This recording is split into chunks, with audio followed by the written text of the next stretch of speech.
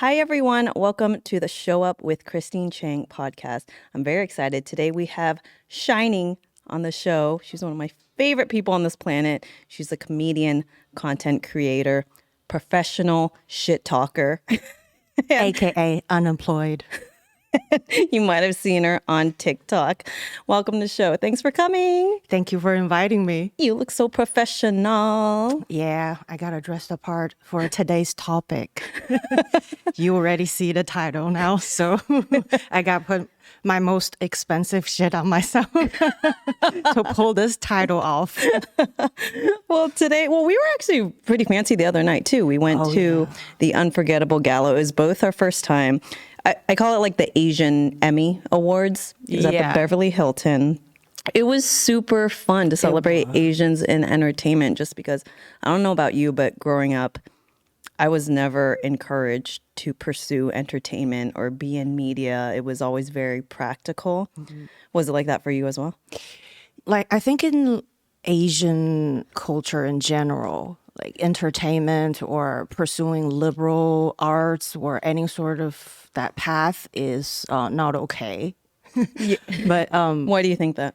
I think because our culture, we like the typical stereotypical things, doctor, engineers, and lawyers and things like that, because our parents or grandparents didn't have the opportunity to pursue that. And also like the prestige of it. Like, oh, my kid went to Harvard. It's like almost like we as a accessories to them, like for when they get together so they can compete with each other. Yeah, they care so much. And with entertainment, they don't care until you're like actually famous or like walking the red carpet or you work with someone famous. That's when my mom's like, because when I left the Bay Area to move to LA, I said, I'm going to pursue photography. I love photography. What do Chinese parents hear? Like, my daughter's going to go be an artist and be poor. And until she saw it, it took me like 2.5, 3 years to really get it going. And until I built a reputation for myself. And then I started photographing for celebrities like Clint Eastwood and Jane Fonda. That's when she's like sending it to her family members. Like, look at who Christine photographed. Yeah, that's pretty much what I did. Because the video you filmed of me. So we were on the red carpet. She's like, I got to get some content to show my dad. I made it. Yeah, I had no chills and I went up to celebrities and then take pictures and send it to my parents. You are so good at that because I actually think that's what people should do. Because I think a lot of people, they act like too cool. Of course, we recognize certain people and like you want to be cool or whatever. I always appreciate when people have come up to me and said like, oh, I listened to your podcast or, like, I love your work. I'm like, that's so nice. And I think about all the times I recognize someone, but I've never said anything to them. My intention was to take as many pictures for content and send it to my parents. Like, hey, I made it. Get off my back now. I love it. So what do they think of you being a comedian? I don't think they know what that is. I think to them it's like a clown-ish shit. Like the way I am now, I think they pushed me too hard to be a ladylike. Like my grandparents, my grandfather, he came from a wealthier family in China, but then during Cultural Revolution, they took every shit away.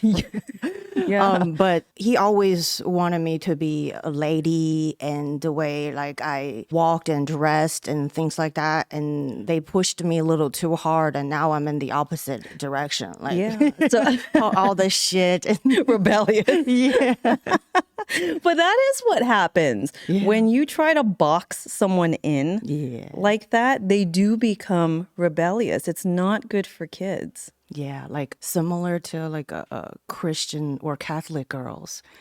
Yeah, and they go to college Slutty. And they go wild. This was in my bit, but I can share because I've already posted online. Like one of my college girlfriends, she was raised conservative Christians, and she was so afraid of hell, she only had anal. Put that clip there. It's gonna go viral. It always has the biggest laugh. That's so funny. Okay, well, we're here today because we're going to talk about growing up wealthy. I think this is an important topic to talk about. Money in general should be something that people talk about because it impacts you, your relationships, how you see the world, how you show up in the world. And a lot of people have a lot of emotions tied to money, shame or whatever. And I have had to work through things. I'm still working through things. But I think acknowledging, would you consider, this is such a weird question to ask someone, like, did you grow up wealthy? But it's just a question. Did you grow up wealthy? Well, let's clarify some shit. Okay. I'm Compton rich, not Beverly Hill rich. Like I can go to Walmart and act like a G and don't look at price and buy shit. That's it. My family is, I guess, wealthy enough that I didn't have to worry about money, rent, Where you're gonna live. where am I going to live, and I knew from early age that I'm going to be moving here to the United States to study, to, all that, but not like super rich. Yeah. Well, that's well, that's a good thing to define is like what you consider wealthy, because I guess different people have different definitions of it. I define wealthy as like you don't have to worry about money, but also like technically like, you wouldn't have to work. And you would be fine. That is what I consider wealthy. So, and I think a lot of people who do grow up rich or like that, it's kind of like you're not supposed to say, to acknowledge that you have money. But I just view it as it just is. No one has a problem with people saying like, oh, I grew up poor, or we're middle class, da da da. But if someone's like, oh yeah, we grew up wealthy, it sounds like you're showing off or something. Yeah. But it's just like that is someone's life. Like you see those shows like Bling Empire and the amount they're spending on clothes and stuff. But that is like normal for them. That is their life. And, it does impact. I've realized like when I dated and the way that I see the world and my friendships and values, the way I grew up definitely had a big impact on that. And I did grow up wealthy, but I think my family didn't act rich. Yeah. Did you go to private school? A little bit, yeah. Oh, so you did go to private, like high school? Junior high. Okay, junior high. Yeah. Did you ever go to boarding school? Oh, no. Okay. No. But they sent you away after. Yeah. At some point. All the way here, yeah. Yeah. I never went to private school. It was always public school. Like travel was always my parents are practical. So nothing was ever flashy. Like none of the Prada name brand stuff. Cars are very practical as well. What about your family? Because your taste is like...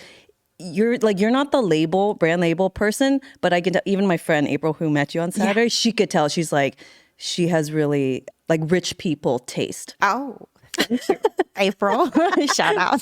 Where it's low key. Well, like what would you consider? Like it's like low key. Well, like you could tell it's nice, but it's kind of understated. Yeah, I try. My mom, she has really good taste, and she joked about it. She said, if it wasn't for you, I'd be a model. Yeah, as Asian parents try to like gaslight you, like I sacrificed this much to you. You better, listen to me then. But yeah, my mom and I have good relationship. Yeah, the brand label and stuff. I don't know if you watched or heard about the show Born Rich. Mm-mm. It's a documentary. Done by like a third generation Johnson & Johnson kid. He filmed a lot of his circles of friends, like a third or fourth generation kids, and their struggles too. And like it's a little sneak peek to real wealthy and old money families. Mm-hmm. And they don't wear name brands. No. They don't have anything that shows logo or anything. You won't even tell. It's like a Bill Gates type of, Well, because you don't want the attention on you. Exactly. Right? And also, you don't have anything to prove, really. And I remember like this one thing where like they had some sort of a private event, and one of the guys, he's obviously a new money, but I don't know, there's just like a subtle difference that they can tell. He was wearing like a puffy jacket, but it's a little too puffy. And the other guy made fun of him. And he's like, your new money? Because it's too puffy? The old money is like they value pieces that pass down through generations. And you can, like, the shirt is like worn for like, I don't know, I'm making shit up, like 200 years. Passed down from generation. You get my point. So, when you see people who have all the logos on them, that's a red flag. Girls, if you want to go for like real rich guys, no. Real rich guys do not wear those expensive shit that's recognizable. Also, they are polite and they are cheap. Yeah, no, you're right. Yeah, they calculate really wealthy their people. money. Yes. Yeah, they don't act like, oh, I'm gonna pay for this table, that table. They don't act like that. Yeah, one of my good friends, she works on private jets for a lot of the billionaires, and she's like, they're cheap. Yes. I'm like, it's probably like some of them, it's how they make their money. I'm like, you don't just stop like looking at your finances after you make money. Like that is ingrained in you or is passed down, which was, I felt like it was taught to me that my parents, like, maybe because they struggled, so they're immigrants, right? So I inherited like some of their trauma and like that's why I actually still have a good work ethic hustle, is because I watched them, build their businesses and what they had to do to survive and make it in the States and give my sister and I like a better life. I forgot where I was going with That's this. fine. Okay. Yeah, I value your work ethic. That's something like I don't really have. I don't have ambition. I don't have like a goal or something I need to have. And even with work, it's like I just go with how I feel, and if I feel productive that day, I can just crank in and do all the work. But I don't have a schedule or goal or anything like that. I'm just like very in the feelings. Yeah. But you're a happy woman. I think that's the most important. Yeah. If you feel good. But okay, wait, let's talk about the no ambition though, because how were you raised that that means it also means you're secure, because I will admit that my drive comes from, I've done a lot of personal growth and healing, so it's better now. So I actually feel like I'm less ambitious now because I have less to prove. I actually don't care. And so that's why I'm like, is this making me less ambitious? Because when I was younger, I was raised to feel like not good enough. And my value was in how much money are you bringing in? Can you build something? Can you produce something? Like we were in gymnastics and, you're pushed. And now I just like, I don't have anything to prove. I don't worry about money because of, like how I was raised, but the family that I come from, we have properties, like it's fine. And so for you, sorry, I'm talking about myself a lot. No problem. You don't have anything to prove. I mean, that's a healthy place to be. I'm just like, like a really weird kid. And I think I never did really well in school. You know how competition is like in Asia, East Asian, like Japan, Korea, and China. You have to go to good school and college and then good job, and that's the only path. Yeah. And I think I never did really well in school, and my parents just kind of gave up on me. This is not a joke, but they did, like, coming here in America is their last resort for me. Oh, okay. Because they knew, like, there's no way I can make it out in China. The competition is just too real. It's like real life Squid Games. And wait, so what was when they sent you away, was there friction between you and them when they sent you away, or was it just pretty healthy, like more a practical decision? More practical, because I think because I knew from early age, and this is where I was just that's where I will be going. So I never really thought too much about it, because some of our family friends, and then also a lot of the friends I went to school with, and then my parents' friends' kids and all that, all go move out of China. Yeah, like either Europe or Australia or here. Mm-hmm. So it's yeah, I never thought too much about it. It wasn't no friction or anything like that. And then my dad, I don't know if he might be the only Chinese parent or parents who didn't push me to pursue traditional like doctor, engineer, or lawyer. He knew no way I was gonna make it. And so I went to school at Georgia State University in Atlanta, Georgia. Shout out, go Panthers! Originally I wanted to go to Emory, a private school for yeah. And because I watched a forensics file and I want to be a forensics technician. So I told my dad and I said, I want to go. And then he said, no, shut up. Like, you're not going to be able. Do you know amount of work that's involved in that? You don't have work ethic. and it was disappointing to hear that. But I think I think it all plays out all right because I am me now, and all like the rejections were from my parents and childhood trauma, that kind of stuff. And now I'm healed, and in all these experiences, I value them. I don't look at it as good or bad or, oh, what would happen if I pursued doctor or doing this or that or did different things. And I stopped that mentality now because it's not helping me. And I feel like now I'm in the present, I can do, and then also like I'm extremely lucky that I don't have to worry about money or work for money. So I have all this time and I can do what I want to do. So that really helped me to get over that, oh, my parents didn't believe in me and they don't approve of me to do this. I don't know if that has anything to do with lack of ambition. But yeah, I doubt it. I did have friends who came from nothing and they worked their ass off. And I really respect that. And the thing I couldn't, the friendship kind of fell apart was because they would, like every problem I have or everything I want to bring up in a conversation, it all ended up in like, oh, because you grew up rich. Because then you act like this.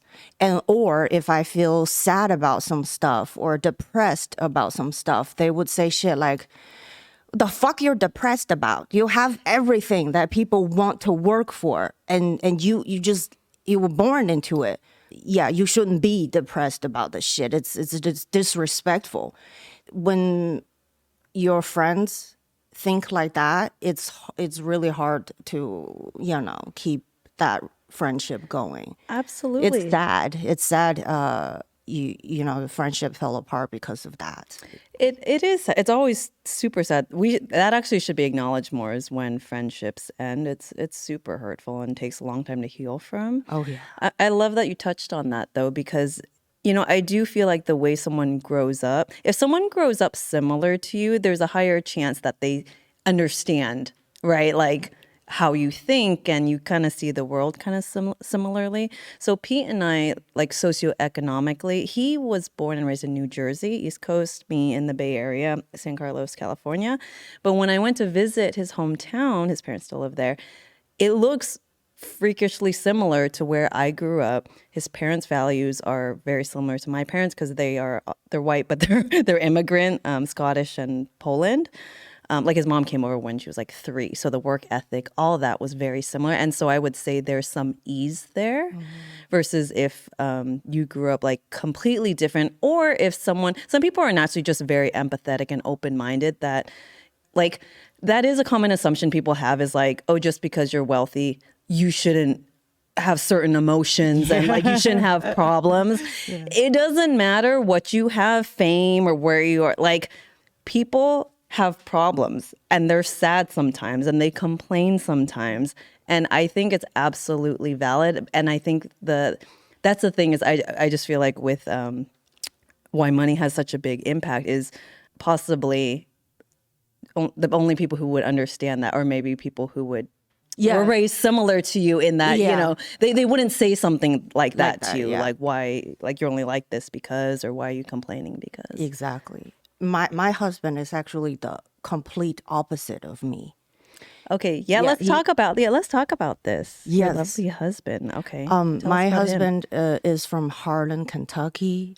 That's like the North Korea of America. It's got like 3,000 people, Okay. coal miners, extremely poor.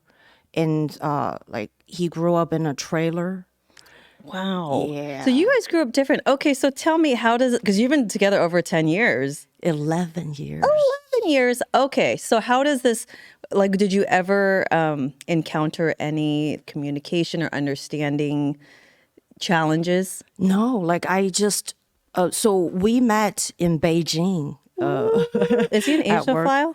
Has he dated an Asian before you? I think one or two. Okay. Yeah, we don't talk about our dating histories that much. Oh, you don't? Okay. Yeah, but I just know he knows how to use chopsticks really well when we first met. I didn't have to teach him that. Okay. And so I said, oh, I got to thank your ex-girlfriend for that, teaching you this, so I don't have to teach you this. So when we first met, he's just really refreshing. He's just very confident. And his confidence comes from his hard work and his expertise in his areas of work.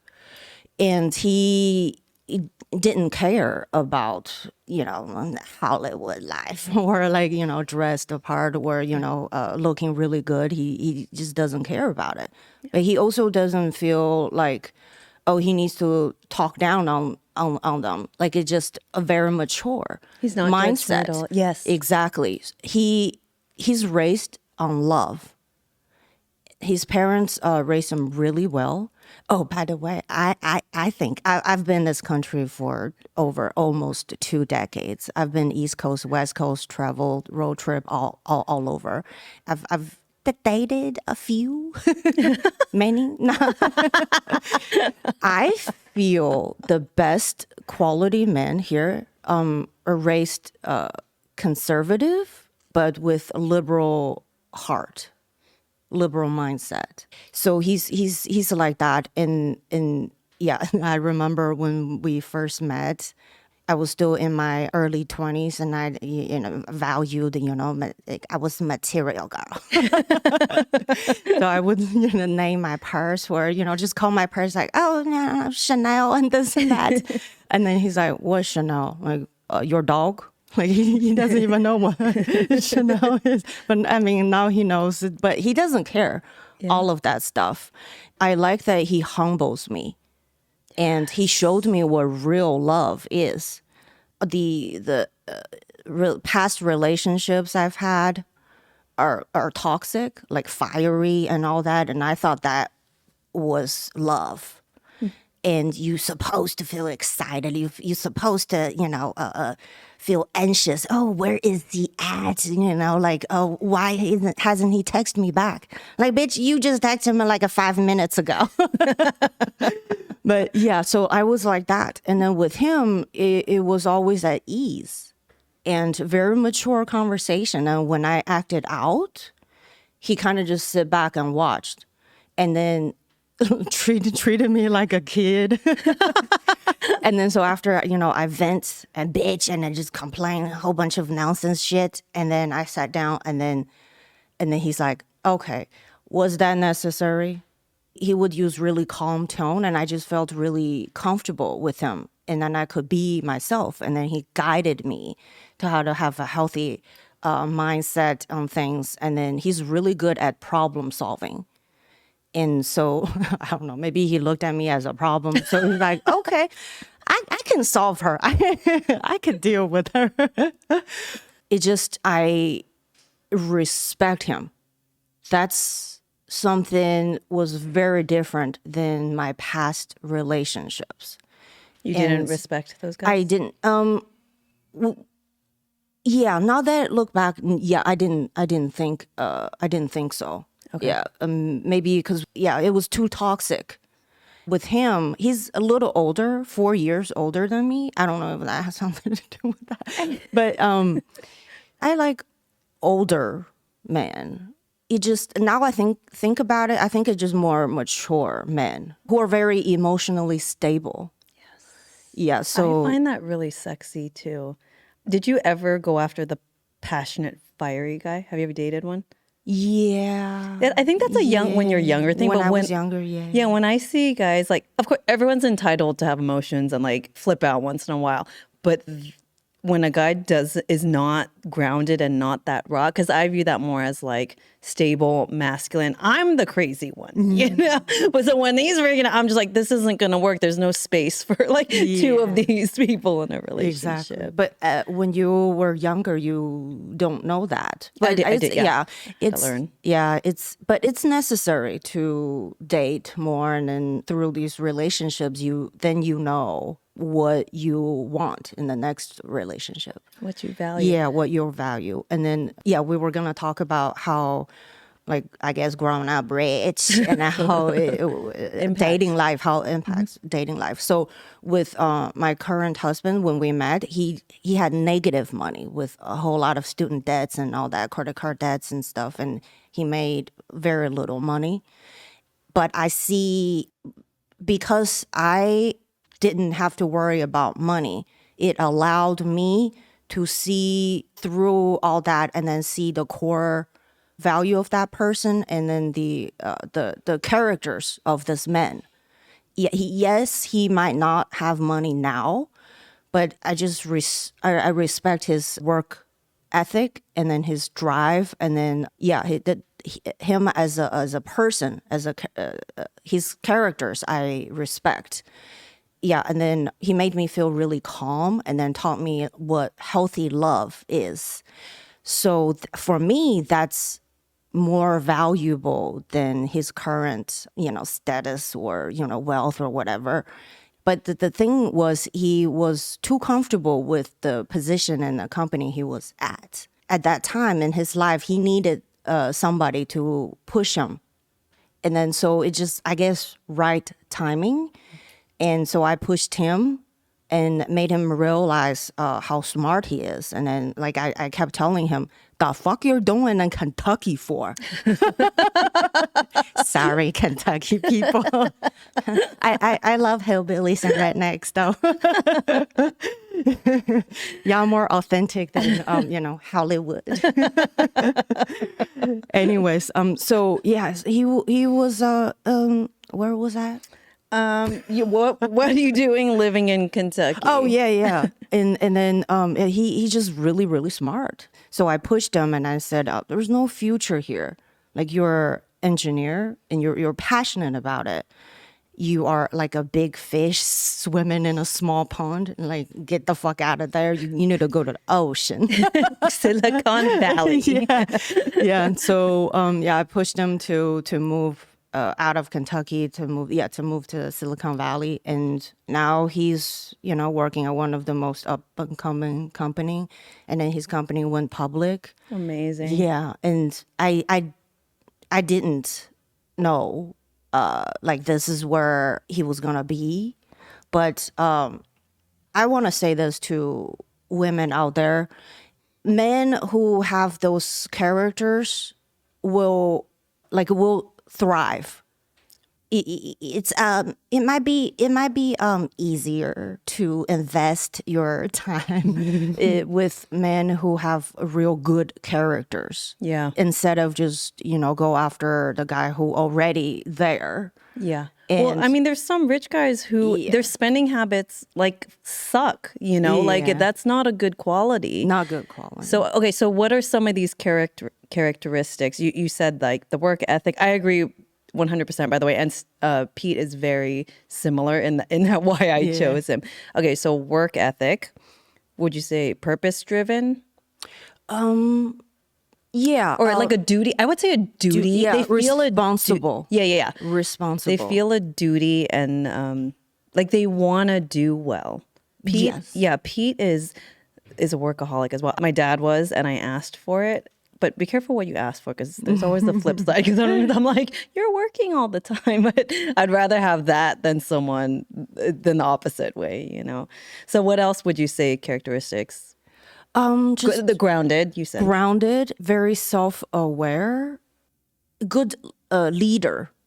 When I say good leader, I mean when there's, like shit hits the fan and something, is terribly wrong with a big project, he is always the one who takes all the blames. Takes Responsibilities, and then in front of his team, and then he doesn't throw anyone under the bus.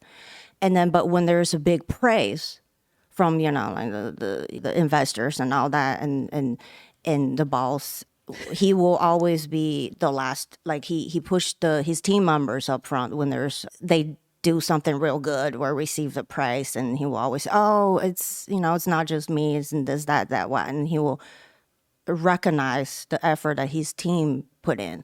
So I really like that. That's sexy. That's made me wet. Yeah. I'm attracted to integrity, kindness.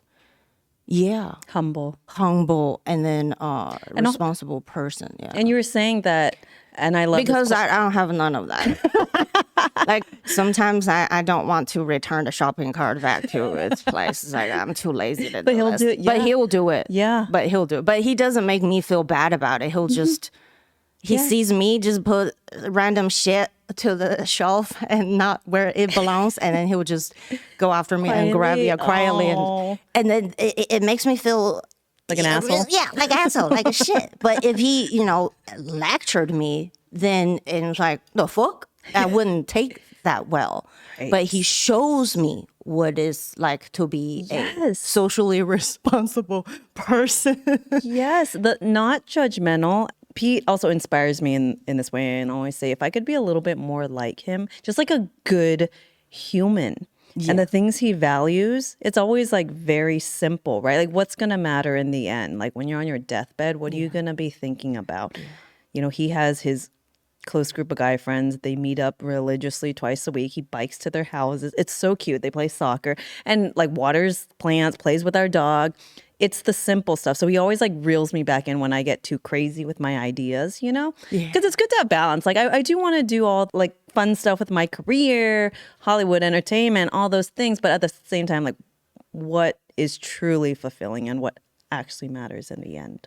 Yeah. Like I feel like we're very similar, and the marriage dynamic is very similar. Like I have crazy ideas too, and he's always like, "Okay, let's just do this." Problem solver. Yeah. Reels it back in. I love it. So he was in debt when you first met. Could you see what his relationship was with money, though, even though he was in debt? Because some people are okay being in debt and they're always in debt, like forever. What did he do that you could see, like, he will pull himself out of this? This is a temporary thing? Or he's not as great with investment or money management as me. He does the bare minimum of common sense. Do not spend more than you make. That is so simple. It's the bare minimum. And a lot of people don't follow that. Though. My mom, she put that in our head. She's like, if you don't have the money, you don't spend it. Exactly. And so don't get the BMW if you can't afford, the monthly payments, and you don't invest, you don't own a home yet or anything, then don't get it. Yeah. And then he did his own self-help work when he was younger, and he knew his parents didn't have money, and he just worked really hard, and then he had to spend less than what he made. And then he also opened up to me, and he said there was time he just felt really depressed. Like he was younger and all his friends could afford to go date or bar hopping and doing all this. And then he had to make extra money. And then it obviously, as a normal person, you felt that resentment or I guess jealousy or something. But he pushed himself through that. And he did his own self-improvement work early on. And then he did a lot of workouts Not anymore. She have to do. He's got a little bare belly, but that's fine. And, another thing is when you have that respect for the core value of that person, it really doesn't matter what he does. You're still attracted to that person. Like if he gets, I don't know, a little fatter or we fart in front of each other, like none of this stuff make me feel unattracted to him because we like each other's your beliefs and values. and then also like we keep evolving as individual, and that's very sexy. Growth. Yeah, growth. Yeah, personal. Wanting to grow. Yeah, wanting to grow, and that's a very important thing to keep a marriage fresh, or the sparks. Yeah. Yeah, it's just you need to be constantly not make yourself attractive. It's just you find something you love to do, and you keep doing that, pursuing that, and that's naturally very attractive. I'm attracted to his passion. He has different interests, and even though like it's all nerd shit, even though I don't understand none of the board game stuff or tournament that he wants to go, but like when he talks about it, I love the spark in his eyes. Yes. When he talks about like his work and this new project, and I'm like, okay. I'm thinking about it. I was like, I don't know what the fuck you were talking about. Some of this DC AC current or something. Like EV car shit. I don't know. Dude, you look passionate. I'm here for this. You can feel that. Him and Pete need to hang out because Pete's obsessed with board games as well. Does he play Scythe? No, he plays D&D and then the Star Wars Okay. X-Wing. Okay. Yeah. Yesterday we were having dinner, and I was talking like, oh, I think I can do this. Maybe we can move to LS and do this. Like I didn't think I could enjoy the especially the gala thing. You had fun. Oh yeah, I did. Before I came here, I was like one of those fucking Hollywood bullshit, fake ass people doing something like a party shit. Like I'm a comedian. I'm with the people, not with them. You drank the Kool-Aid. Yeah, I didn't even put that much of thought on the dress, and it's just one of the dresses I had. And then I went in there in the show, and everybody is just like, looking, killing it, amazing. And I'm like, oh, okay, I think I can do this. Like I fit in naturally. I can host this. Yes, I can totally see you hosting. Galas. Yeah, and all of a sudden I have this ambition. Because I see it now. Oh my God. And then, and so I was just, we were just talking during dinner, and then he said, I don't know if I can do this. Because he's not like a Hollywood person. Mm-hmm. And I said, yo, don't make this to break our marriage. Because whatever it is, like, we need to support each other. And then he's like, okay, when you can make enough money so I don't have to work. I was like, okay, I'll get there. I really believe it. Yeah, he would be doing a whole lot better like a husband work than I would. Yeah, I would. Yeah, like hypothetically, like if you had kids, like he would be the more nurturing one. Yeah, he is. Especially with our dog too. Mm-hmm. And he's more responsible, like feeding and stuff. And sometimes I forget to feed the dog. Yeah, and then he gets upset with me.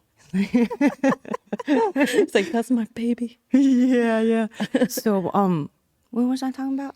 Moving to LA. Yeah, moving to LA, and then he said, "Oh, the nerd shit. Okay, it's a loop now." I remember the conversation, and then I said, "Don't let this to break our marriage, because I kind of enjoy this shit." Yeah. And then he said, "You know what? I think if I come here, I can find my own circle, my nerd circle." Yep, Pete. He would.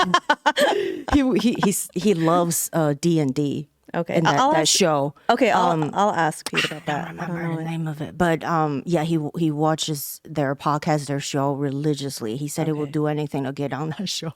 Oh, so cute. I love nerds. Yeah. It's so attractive to me because when you're too cool for school, like you're not comfortable showing your enthusiasm for something. Yeah. Like I don't find that attractive. I find people who are really genuine and they can show their excitement that they like something. Yeah, and like nerds who was raised right, because they are some Closet asshole. yeah nerds, and it's all about like women's rights and all that. Like when I don't know, I guess the term is like a beta male or whatever. I don't know what that means, but anyways, it's like they maybe got rejected back in school because of being nerdy or geek. And then they develop later on when they got rich or something, they developed this hatred towards women. Oh, yes. And they would, incel? yeah, Do you know that? Incel. But yeah, probably. Term? Yeah. Kind of like that type. Yeah, I'm not keeping up with the terms, but those type of men.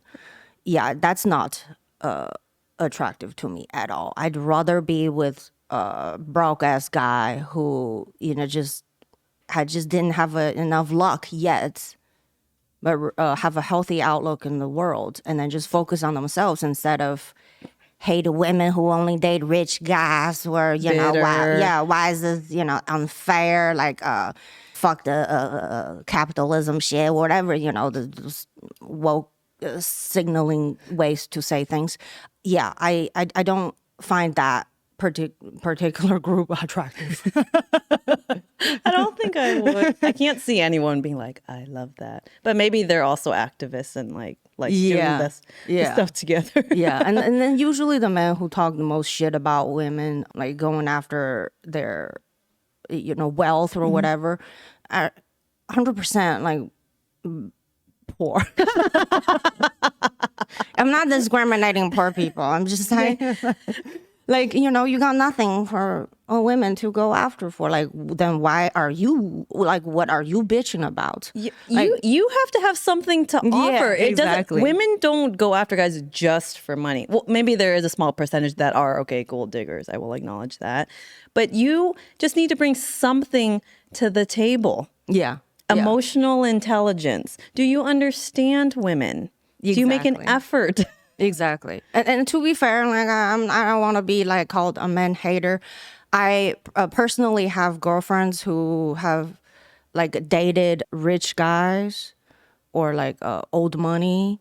When they come to me and bitch about their situations, I get upset with them too. And the bitch, that was what you want. Yeah. Don't you? Yeah. So obviously, no one is fucking perfect. Right. If your priority is rich and then their lifestyle, Yes. obviously they ain't gonna have the time to fucking go out with you all the time or care about your feelings. It's everything is transactional. It's like, what can you bring to this table?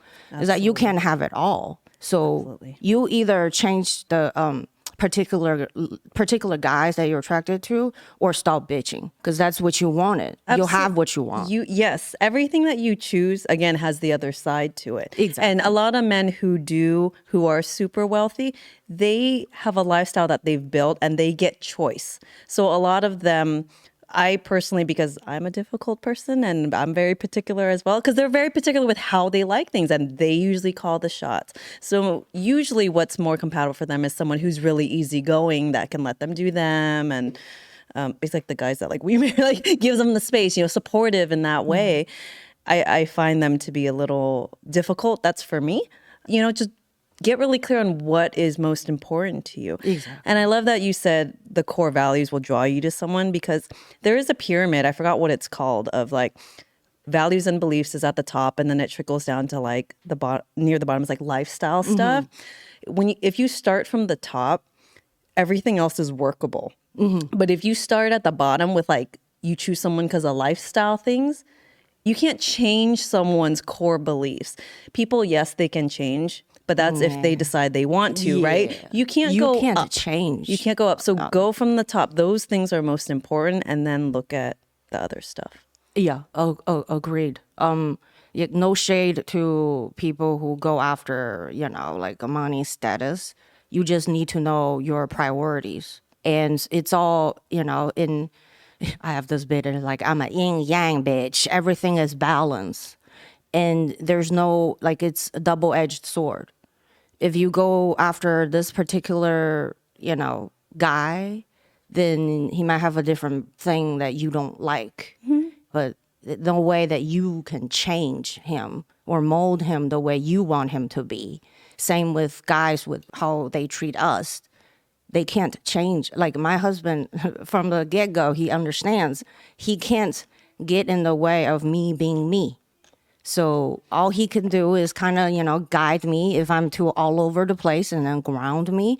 But he had learned to not express his judgment and then let me go through experience, or make mistakes. And then I can learn that value on my own.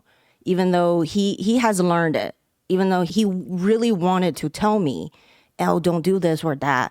But he understands, for me to grow, I have to do this and then, go through this on my own to learn the real lesson, I guess. That's so beautiful. Yeah, Yeah, that acceptance and giving the space. He must be very patient. Very patient, yeah. That quality, if you can relate to Shining and I, like you can see yourself in us, like this kind of personality, what is compatible is you need a guy who's patient, whether he's rich or he's in debt or he's the entrepreneurial or not. Patience is something to look for. And my therapist told me this the first time I went to therapy. I asked, because she had known me for a few months. I was like, so what do you think, like emotionally, what would be compatible for me? And the first thing she said was someone who is patient. And it's my favorite thing about Pete. Yeah, definitely. Like I'm very impatient. Yeah, Like, me too. Yeah. So like we have the same core values, but like behaviorally, he's just a lot more mature, and I can just rely on. I 100% trust him. He inspires me to want to be that responsible, and then like that mentally stable. The way because I saw this meme, like I was like, oh my God, this is me. Like every little inconvenience, I get upset. Was that used to be you, or still you? No. Sometimes I'm better. You're better. I haven't seen it yet. Like what's an example since you've been in LA? Did something come up? Yeah. It just very small things. Like yesterday, before I text you, asked your recommendation of a place. So so we woke up, and then he's like, oh, so what do you want to do today? And I was like, I want to, just walk around and find me an area where it has, cute little shops and then good food and, modern museums and stuff like that. And then we can just walk around all day. Hi. And then so he was looking at it, and I got impatient, and then I snapped and at him. And then, this is good because he's not a simp. Yeah, he tells me, hey, like I kind of love it when he calls me out on my bullshit. Yeah. Yeah, that's very sexy. Absolutely. When he tells me no. Yeah. No, it's true. We like women like us don't we don't want someone we could steamroll. Yeah, exactly. So I'm like, okay, you like I support, express your feelings. And so, and then I apologized, and then we kind of, made up, and then and then I asked you, and then we had a good time there. I think I figured him out too. Like for every maybe 8 yeses, he throws in a couple of no's. And he just knows me really well. He knows how to pick his battle. And he doesn't have to win in every argument. He doesn't tell me how to be a normal, mature adult. He shows me how to be like that. and then shows me how to have a healthy fight. And so I really, love that about him. Because prior to him, different relationships I had, like it's always like we try to win an argument. Yeah. Or like keeping score. Like, oh, I did this. And then he's like, oh, I did this. And then it's like, oh, it's like, then you get into a very unhealthy Dynamic. Yeah, so it's not good. And then also, surprisingly, he's very good at sex. I love it. We talked about sex. If you go back to an older episode, we talked a bit about sex, but do you care to elaborate? Yes. So I know a lot of women like me are concerned about dating a nerd. Like, oh, we love sex, and like I can't not deal with boring ass sex. Tell him what you want. Yeah. And if a man who loves you, like treasures you, will want to do things for you, and just have an open communication about that. Their desire to want to please you. That is what to look for first. Yeah. Because there's some people important. Yeah, some people might be initially really intuitive with like maybe like what you like and stuff, but deep down they don't care to please you. Yeah. You know what I mean? They're just good at sex. Yeah. And also, like, okay, might be the most important thing I love about him. Fuck about moralities and characters and shit. Let's just be real. As big dick and knows how to use it. He makes sure I come every single time. Yeah, he cares. He cares. Yeah. I was like, what? Like, do you think about like your mother or what like how could you last that long? Like I get sore. Like can we just stop? I had like 6 comes already. Like what's your technique? Yeah, he just I think it really comes from like he cares about me and then pleasure me and then we like a two ways. It's not he's just not like all receiving. He's giving too. So Generous. Yeah. Me too. Yes. I know how to so real good. That's an important quality. Someone who's generous. Yeah. And then as I'm getting older, I just kind of know men a lot better. And men are, I mean, simple men are just simple. Yeah, they don't ask much from women. Like, they don't care how much money you make or things like that. It just, I guess, genetically, they're not really built like that.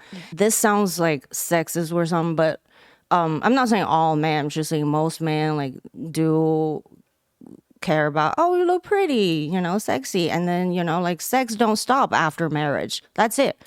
It's like, do I still suck dick after we get married? Yes. And that's it. That's how to keep a man happy. And it's as simple as that. And then, keep them fed. Keep them fed. And then, their belly's full and their balls drained. yeah, something like that. But if that's not your thing, pleasing a man, it's not your thing. It's fine. But it's just from my personal experience with 11 years together, still have sex and still love each other and respect each other is like that. And then he doesn't ask much from me. And he's not coming home like, oh, how come I'm fucking dirty laundries and then, dishes, and then you're just sitting on your ass and watching podcasts and not doing shit while I'm out there and working my ass off 16 hours a day. He doesn't give me any of that. And then so, like, in return, I like to make him happy. I like to suck his dick real good as reward. I know some of my girlfriends who withhold sex as punishment. But some men do that too. I've heard. Yeah. Oh, yeah? Oh, that's weird. Okay. It's giving small dick energy, but okay. Petty. Yeah. But, but I don't believe that. Yeah, I mean, like, he doesn't ask much from me. and just, like suck his dick once in a while and like, feed him, make him feel really good, and then be there when he's down, and that's it. Like that's the bare minimum I can do. Especially him working all this hours, I'm just doing whatever. So, but you too, if you go to her TikTok, if you're not familiar with Shining, your content is really good. I mean, I mean, you're doing something. Yeah. You create content, and I think because you don't have to worry about like money and there's no pressure from your husband or anything. I think that's why your content is also so good. Yeah, I try. It's just there's no like consistency and it's all in the feels. And I do want to elevate my career and push myself more. But like you mentioned earlier, like I feel I have everything already. I have parents who love me, support me, they're healthy. And I have good set of friends who humble me and call out my bullshit. And I have a husband who, loves me too and respects me. And I really like that's all I want in life. And whether this career kicks off or not, or, make it in LA or whatnot is like a cherry on top. Yeah. But it's not something I have to have. So I don't know if that justifies my laziness. But to be honest, I don't work that much at all. Yeah, it's like I write good bit and then my video script and I did real good. And then I can just feel happy for 2-3 days without working. It's like, yeah, I did this thing. It went a little viral. I did good. I made people laugh. Yeah, I deserve to just lay there and watch, YouTube for 8 hours a day. But I do. My only in the back of my head, my only drive is I want my husband to experience that, to experience doing fucking nothing, to not worry about Yeah. That's really sweet. Yeah, like not worry about responsibilities and stress at all. And then just like be able, shit, I'm on my period. I'm crying now. Yeah. Oh. And that's the only thing that, like when I feel lazy and I think about that, and it's like, he works really hard, so I can be lazy. And when can I give that back to him? Mm-hmm. Yeah, but laziness is genetic disease. I don't know. Oh my God. Do we have tissues in here, Armand, by chance? Yeah. Thank you. No, that's really sweet. Tissue. You're a sweet person. Gosh, I feel bad. I've never thought about this, but actually, I would love to see Pete not stressed about work. He likes working, like duty wise, but like I don't like seeing him stressed. And I would love to give him that as well. Yeah. So a break, take a break. Well, I think we're out of time. God, I can talk to you forever. So we have talked about possibly doing a show together. So we'll see. We're gonna talk some things. Yeah. And see. And if you think we should, please send us DMs and things like that, because we produce content based on like what. Do you ask people like what they like to consume, or do you not care? I really don't give a fuck. I make what I want to make, and I don't really care about it. But if I made video that received too much, like too polarized, then I kind of privatized. I don't want to get when I decided to do this, I kind of have a little rules. I don't get myself involved with online drama shit, or don't take down or talk down on someone who's already been canceled or whatever. Like, don't do that. Yeah, basically just things I don't wish other people to do to me. Yeah, because I know being online can be very tough.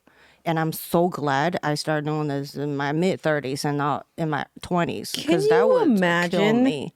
Yeah, can you imagine that? Yeah. What if we were in our 20s doing this podcast?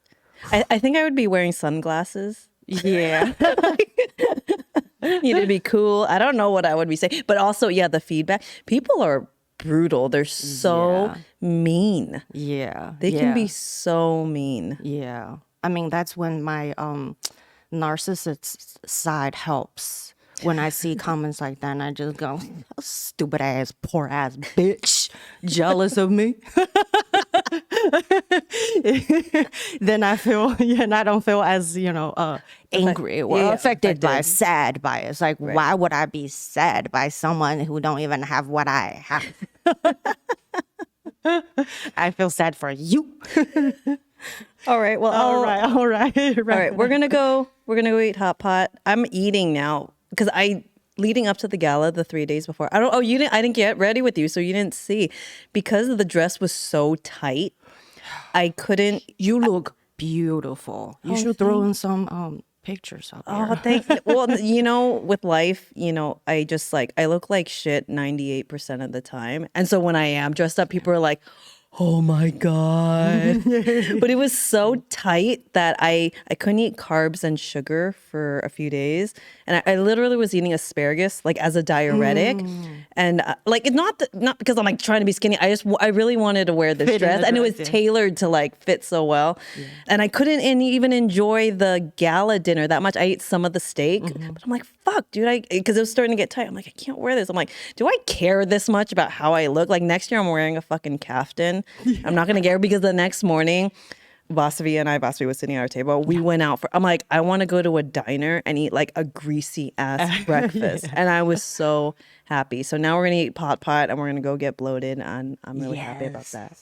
Let's do that. Awesome. Is there any last thing you want to say? Not really. Just, watch our podcast and then where can people find you if they want to find you? Yes. On TikTok, Instagram, YouTube. I'm mainly active on TikTok. Shining Love Smile. Shining is like the scary movie The Shining. Love, LUV, smile. That's it. Awesome.